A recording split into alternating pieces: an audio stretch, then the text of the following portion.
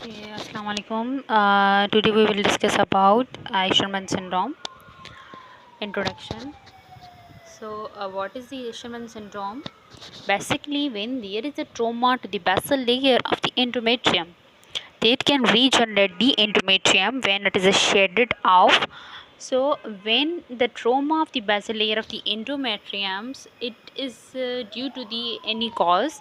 For example, it is 90% it is related to the pregnancy related curettage. Okay, so after the trauma, there is the formation of the scar tissues and there is the formation of the adhesions, which can give the symptoms and the future problems for the patient. So basically, that is called the Isherman syndrome when there is an injury or the trauma to the basal layers of the endometrium. Okay, so 90% of the cases of the Isherman syndrome, it is due to after the pregnancy related curettage.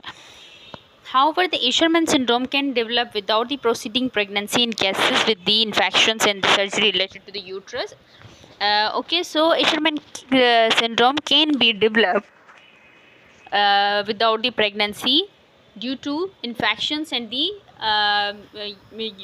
surgeries that is related with the uterus. Okay, तो उसके बाद भी editions formation हो सकती हैं, लाजमी नहीं है कि सिर्फ प्रेगनेंसी रिलेटेड कंडीशन में इशरमैन सिंड्रोम हो, इन्फेक्शन की वजह से भी हो सकता है, या यूट्राइन सर्जरीज जो होती हैं जैसे कि मायोमेक्टमी है या हिस्टेरोस्कोपिक जो सर्जरीज होती हैं मुलीरन एनोमलीज के लिए, तो उनमें भी यूट्राइन फार्मेशन एडिशंस फार्मेशन हो सकती हैं. ठीक है, अच्छा होता क्या है इंट्रायूटेराइन फॉर्मेशन इधर भी the primary after the pregnancy related and alternatively after the hysteroscopic surgery और the secondary when it was reoccurring after the adhesiolysis has been perform. अच्छा, प्राइमरी कब कहेंगे? जब वो पहली मरतबा हो प्रेगनेंसी रिलेटेड कंडीशंस या यूट्राइन सर्जरी के बाद हो. ठीक है, पर अगर हमने एडोलाइसिस की, हमने ट्रीट किया, फिर दोबारा अगर रिकरेंस होती है तो फिर उसे हम सेकेंडरी कहते हैं. ठीक है, okay, so what are the risk factors? It is due to the trauma. I already told you that the Isherman syndrome is due to the trauma to the bacillus layers of the endometrium that regenerate the endometrium basically.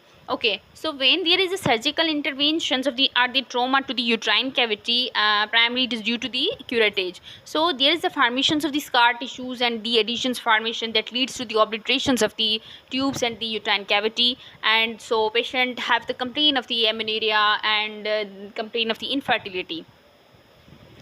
Okay, so Isherman syndromes, once the curettage is done in the one time, then the risk of the intrauterine adhesion formation is about 10%. But when the two-time curettage is done, then the risk of the intrauterine adhesion formation is basically 30.6%. Okay. So when the procedure is done in the first trimester, so that is the more severe intrauterine adhesions formation. When the procedure done in the first trimester, then the intrauterine adhesions formation is severe.